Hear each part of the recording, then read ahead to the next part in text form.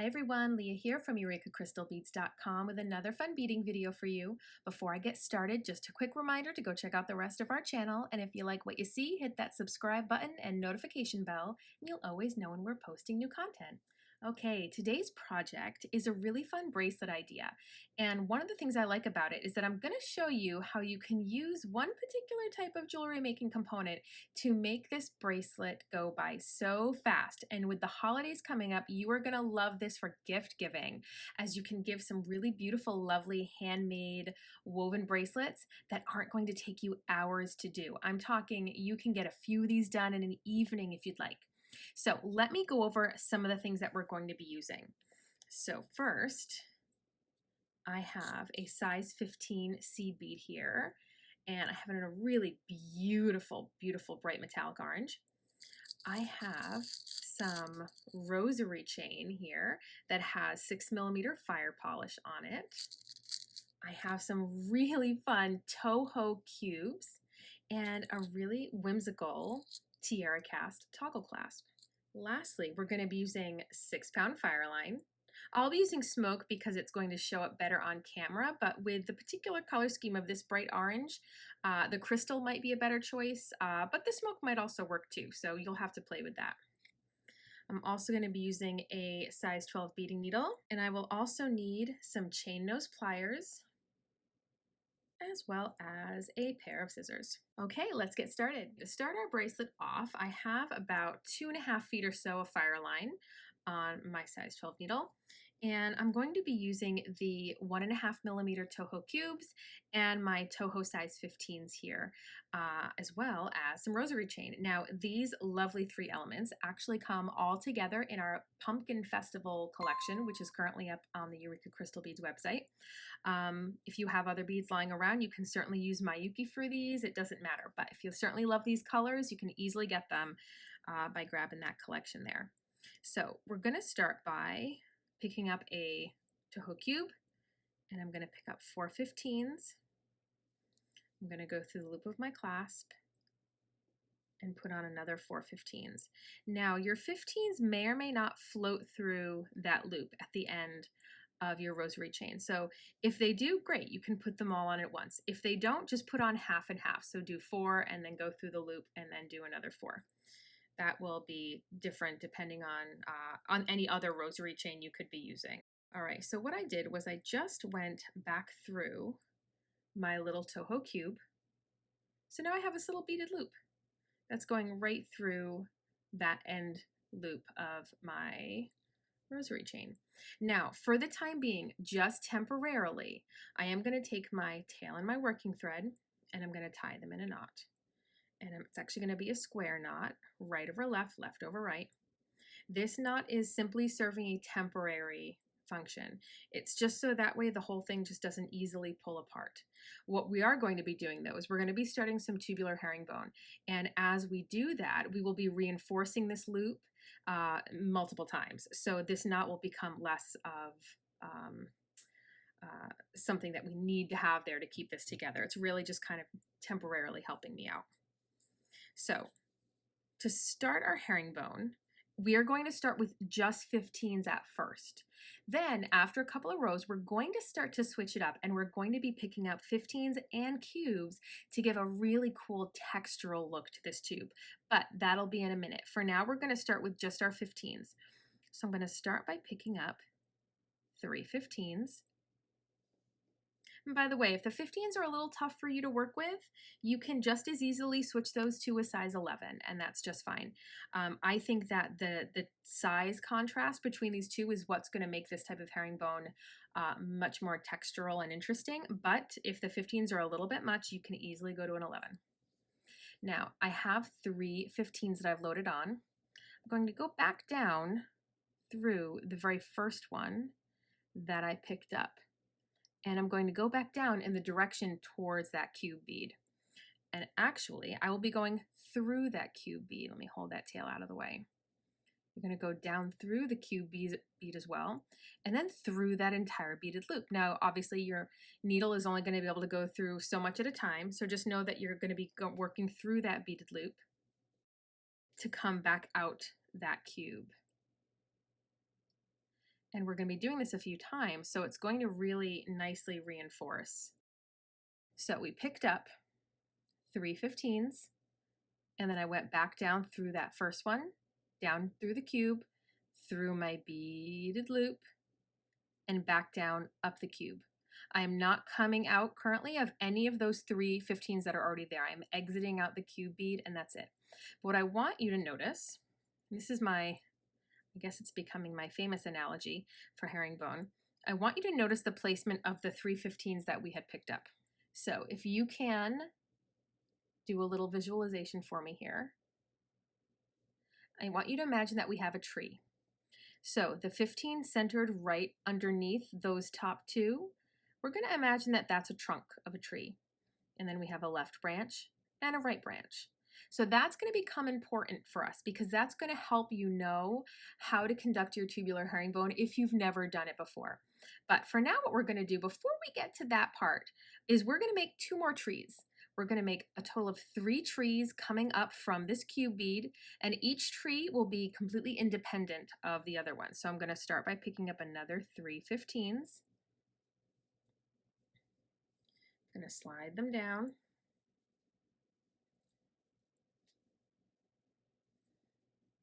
Just try to ignore that that other tree is even there. I'm going to go back down through the first of those 15s and then back down through the cube and then whatever my needle can pass through in that beaded loop because we're going to reinforce that beaded loop yet again. And sometimes you might have to just use your finger and pop your little tree into place. That's totally normal. Okay, now we're going to pass up through that cube bead again, and you can see we're coming up through just the cube. We're not coming up through any of the 15s that are part of the 2 trees that are already there. And now I'm just going to make 1 more tree.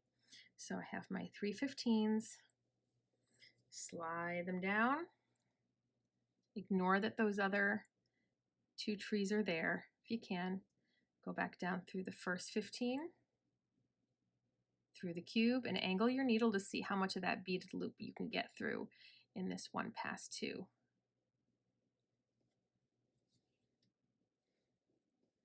Once you make this first pull down, you're just going to look at the tree you just made and just see if you have to pop your little beads into place. Almost always you'll have to. Sometimes even just using your needle is helpful. Let's go through the rest of our beaded loop here. And what's good about having a nice tight beaded loop here to go through the loop of that eye pin is that eye pins, as you know, or as you should know, can open. So there is an opening there. It is hopefully tightly closed, so it will be a non-issue, but you're probably never able to completely close it enough to keep thread from passing out of that opening. But by using beads over that thread, it's not really going to be much of an issue. So now we again just want to come right back up through that cube. And then I'm going to give you a close-up of what we got here. So I have my little beaded loop, and I have 3 little trees. You can even arrange them in a little bit of a circle, and that's sort of the start of your tube. So right now when you look down on it from the top, you can see the tops of each of those 3 trees. So you can see a left branch and a right branch, a left branch and a right branch, and then a left branch and a right branch as you move around the circle. So what you're going to do now is pick a tree, any tree. It doesn't really matter at this point. You're coming up from the cube, so it doesn't really matter which one you pick. But whichever one you pick, you are going to go up through the trunk of that tree. Oops, come on, there we go. Go through the trunk of that tree and then go through one of the branches. Now, if you find that you like to work your tubular beadwork going counterclockwise, do like me and go up the left branch, which is giving me just a little bit of trouble there. If you like to work clockwise, you would have gone up through the right branch. Okay, so I'm right-handed, and for me, I mostly like to work in a counterclockwise direction. So I went up through the trunk and then up through the left branch. Okay, so now let's start the actual herringbone portion. So this basically just set us up to start our herringbone, and now we're going to start the actual tubular herringbone stitch. All right, this first row, we're going to use just 15s. And I think especially if you've never done herringbone before, this will be the easiest way to start. So you're gonna pick up two 15s, which are going to be our new top left branch and right branch of this particular tree. If you can look at and isolate in your vision, just the tree we're working on here, you're coming up from the left branch, you picked up your two beads, you're gonna go down the right branch. And a very typical look for herringbone is that the beads that you add will end up sitting in a little bit of a V formation, which I think you can see right there, right at the top. Now we have to hop from this tree to the next tree. And again, we're working counterclockwise here. So I'm going to go up the left branch of the next tree. Now what this is going to do is that's going to create a little stitch of thread that binds our trees together, and that's important to note. That'll be important to reference back in just a minute. So again, I'm going to take two more 15s. I'm coming up from this new tree's left branch. I'm going to go down the right branch of the same tree. You can see we have that same little V formation. Now we're going to hop to that final tree by going up its left branch. And again, you're going to see that stitch of thread bind those two trees right together. I love herringbone. I really do. You're going to pick up two more 15s. This is going to add the final new tier onto this level here. So I'm coming up from the left branch. I'm going to go down the right branch. And again, usually you have to pop herringbone into place just a little bit. Again, we get our that little V here. Those are the two that we just added. Now, here's where it's important to remember that stitch. So when you've finally added a new tier of beads to each of your three trees, which essentially was picking up two beads, going down the right branch, and then up the top left branch bead of the next tree, when you've added that tier to all three, you're going to do up through two. This is your step up. Because essentially, if we were to just go through that top one, we're going to miss that stitch of thread that we need to add right there to complete that final row. So it's basically up through one, up through one, up through two, up through one, up through one, up through two. Okay, so here's where it's going to get a little bit different. Our motions are going to be exactly the same. However, what we're going to be doing is picking up a 15 and a cube. So in this row that we're doing, we're going to pick up 15 cube, and then 15 cube, and then 15 cube. The next row that we do, we're going to do cube 15, cube 15, cube 15. And you're going to see that this is going to create a very cool texture. Now, this can be a little bit tricky because if your eyes are still getting used to what beads to go through with herringbone, you may want to do a practice piece and with just one size of bead to get used to it.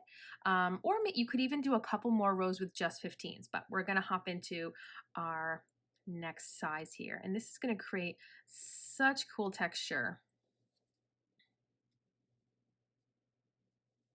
Okay, so we have our two beads. You can kind of see them sitting at that little bit of a V. The only difference is one bead is a little bigger than the other. We're going to turn our tube in our hands. We're going to go up the top branch of the next tree. And again, we're going to pick up 15 and then cube. For each of these three trees right now, it's going to be 15 and cube. The next row will be cube and then 15. So we're going to go down the left branch. Again, you usually just have to pop them into place a little bit.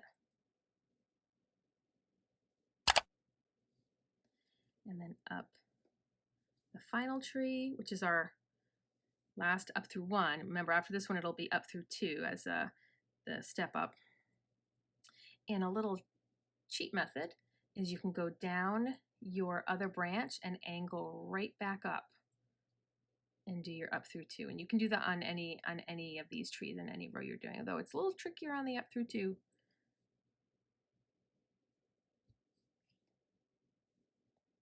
tail out of the way. Again, you're going to have to pop it into place usually. So as you can see, we still have our 3 trees, but the pairs at the top are not all the same size bead. So we just did our up through 2. Right here, you can see how that was our up through 2. Because again, had we just gone through this top one, we'd have been missing that final stitch of thread that we need there. So now we're going to make the order a little opposite. And if you're not sure, just remember to look at the one you're coming out of. I'm coming out of a 15. Therefore, for this new row, I'm going to pick up a cube first. Cube and then 15. Go down your other branch, and then like I said, you can angle it right over and go up the next one. You'll have to pop it into place. Okay, for the next tree, again, you're coming up from a 15, therefore we're going to pick up the cube first. Cube and then 15. You can do that cheat method if you'd like, or you don't have to. Now, I will tell you that sometimes people who do that little cheat method can run into some tension problems where their tension will just be a little bit loose. If you find that that's the case, don't do the cheat method. Just go down your right branch, pull it through, then go up your next tree. Don't try to do the little cheat method if you find that it affects your tension. Okay, so you can see how we're getting that cool look. I'm going to do one more row rather quickly before I cut away and show you a little bit more of this completed. So again, to start this next row, you just did your step up, so that previous row was completed. You're coming up from a cube, therefore you're going to pick up a 15, then a cube. So go down and then angle it up. Again, pop it into place. That's pretty much always going to be a given. Seed bead, then cube.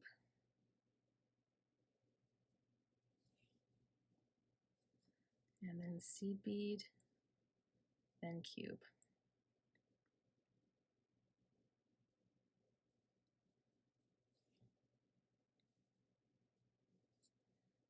So that's what we get. Really cool little texture here. So I'm going to get a few more of these rows done, and I'm going to come back in a minute to show you what I got. Okay, so I have done about an inch, a little more than an inch of herringbone. As you can see, by alternating those beads, we get such a fun alternating texture. Now, what I did at the end was I just ended with 2 rows going around 2 rounds of just the 15s because we're going to want to start to mimic that other side. So now to attach to the other part of our rosary chain, and we're not even going to worry right now about how long your rosary chain is, because once we attach it here, we can then cut where we need for our clasp. So don't worry about that length at the moment. Easy peasy. I'm just going to make sure that my link is nice and closed on here, which it is. And I'm noticing that this link is just a hair tinier than the one I used earlier. So I have a feeling I'm going to have half of my 15s on one side and half on the other side, but that's totally fine. So to get this part started, which is going to be getting that loop done, I'm going to pick up a single 15 here. And then I'm going to pick up a cube. And then I'm going to pick up 4 of my 15s. Right there. I'm going to get through the loop of that clasp. Again, if the loop is a little bigger, I'd be able to do all 8 at once, but I don't think that's going to be the case. So that's what we got. 1 15, 1 cube, and then 8 15s, possibly having to go halfway through that other loop there. Now we're going to go back down the cube and back down through the 15 and then down the other branch. So you can see if I turn it this way, we were coming up from the left branch like normal, and now that we've come back down through the cube and through that single 15, we're going to go down the right branch. So our herringbone motions are going to stay the same. It's just kind of what we're doing on top that's changed. So now I'm going to hop to my next tree by going up my left branch. I'm going to pick up a single 15. Only this time, we don't have to load on any other beads because the beads we're going to go through are right here. And what we're doing here is also going to tighten all of this up too. We're going to go up through the cube and then up through whatever our needle can get through in one pass of that loop. We're going to go through that whole loop again though.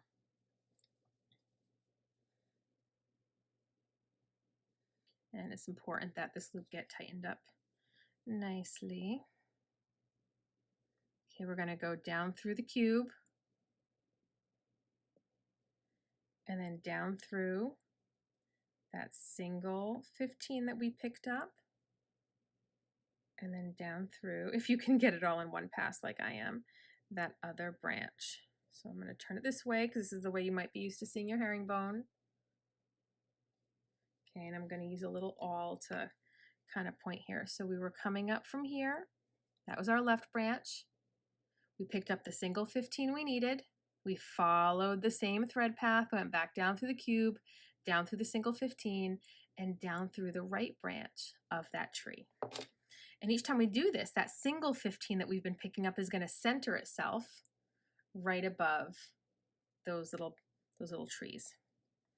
So now we're going to go to our third and last tree. Going to pick up our 15. We're going to go up through the cube, whatever our needle can poke through as far as that beaded loop. You're going to see that 15 pull itself right into that little spot we want it to be in. And so you can see that just right here, we're missing that little stitch of thread that we will get when we come back down through the cube, down through the 15, and then through the branch. So that's kind of where we're headed here. Let's get through the rest of this beaded loop. I think the trickiest part here really is just kind of keeping your eye on or refinding that final 15, but you can usually pretty easily see it because you're going to see kind of a big open area here where it just hasn't quite been sewn shut yet. Okay, so I came down through the single 15. Now we're going to go down the right branch of the tree, and you can see it pulls it all together. Now, every round, of course, has that step up, and that step up isn't necessarily always to start another row, but sometimes it's simply, in this case, to complete that row. So I am going to do a step up there, but I'm not going to go through the single one because we really don't need it. We're not starting another row, but I just want to get that final stitch of thread in there. So at this point, this is what we have, this really cool little herringbone section that's going to be in the center of our bracelet. And that time saver is the fact that the majority of our bracelet is this this rosary chain. So you didn't have to do, you know, a whole bunch of herringbone to get a really cool bracelet. So we can now weave out our thread. And I did go ahead when I was off camera and I wove off that tail from the beginning, but we're just gonna weave this thread out by catching our needle behind some of the working threads there, going through our loops, just to make sure that we have some knots in there. You can travel all around this area. Just follow thread paths that are already there. If you've never done anything like this before, you've never woven out threads, I mean, I would say, first of all, I don't know that I'd recommend this for a beginning beader who's never done anything before, but in case you're maybe not sure where you want to weave off your thread, you can follow whatever the thread paths are that are already there. And then, of course, don't cut after your last knot. Weave a little bit more before you do that. Now, the way the bracelet's going to get finished off, let me sweep those to the side there, is here's what we got. Now, by the way, this is also another neat idea, is take a long piece of rosary chain and consider making a necklace where periodically within the necklace you cut into the rosary chain, or you have an opening in the rosary chain and you reattach it back together with these cool little beaded segments. But in this case, all we have to do is figure out about where we want our bracelet to be, because now we're going to have a toggle clasp on there. And it's going to be so incredibly easy to add our toggle clasp in. So I'm just going to do a quick little fit on my wrist here. And that's about where I want it. So I think I'm going to open this up after about 5 of them. Okay, and I'll do the same thing on the other side.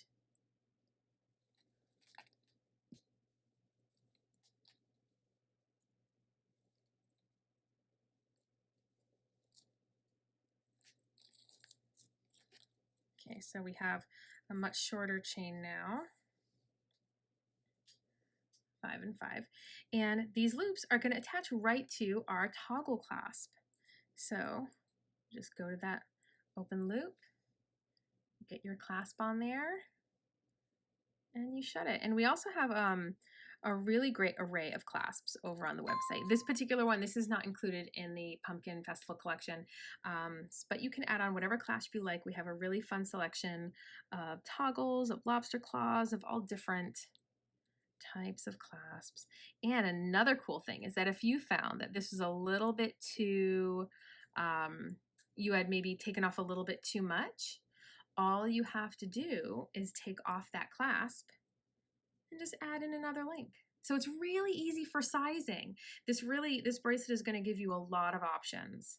Okay, so I got my toggle all the way on there. Such a fun bead. And one of the things I really like about this one is that the gold toggle here, while it doesn't match sort of the gunmetal on the eye pins, it pulls in that gold on those beautiful Toho cubes. And if you head on over to the website, you're gonna find that we've gotten in a beautiful selection of those Toho 1.5mm cubes. And they're a really fun way to incorporate different texture into a seed bead project because they're small and they're uniform, but they obviously look a little different than a seed bead. They have a nice kind of square look to them. They are a cube, so they're an instantly easy way to add very nice texture to any seed beaded stitch. So definitely play around with that.